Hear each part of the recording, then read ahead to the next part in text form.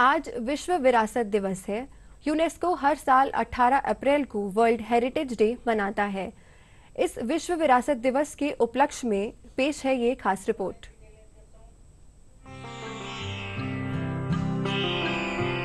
धरोहर या विरासत अर्थात परंपरा द्वारा प्राप्त वह अमूल्य संपत्ति जिसका संरक्षण निश्चित रूप से विश्व संस्कृति की समग्रता हेतु मनुष्य मात्र का कर्तव्य है। और इसी उद्देश्य को ध्यान में रख प्राकृतिक, सांस्कृतिक और मिश्रित इन 3 वर्गों के आधार पर यूनेस्को द्वारा सन 1982 से ही विरासत स्थलों की उद्घोषणा की जा रही है। All over the world, there are 157 World Heritage Monuments from a list of 167 countries.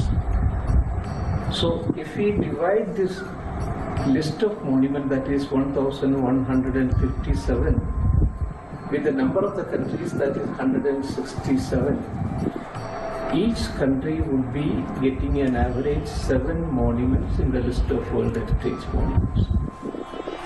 But the fact that India has got 40 World Heritage Monuments shows the cultural importance of India.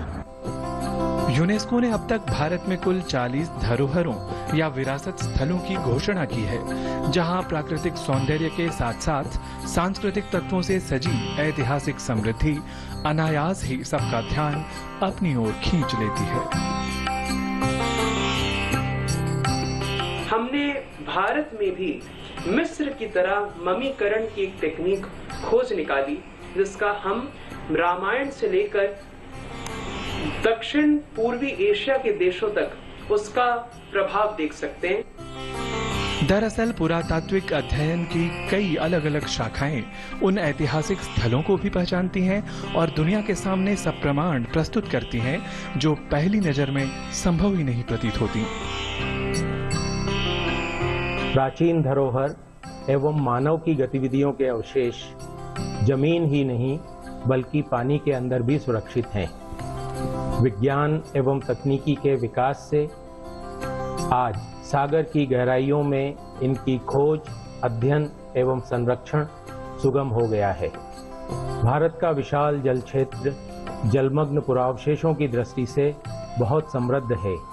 आज हम सभी का यह कर्तव्य है कि हम इनके संरक्षण के लिए समुचित प्रयास करें।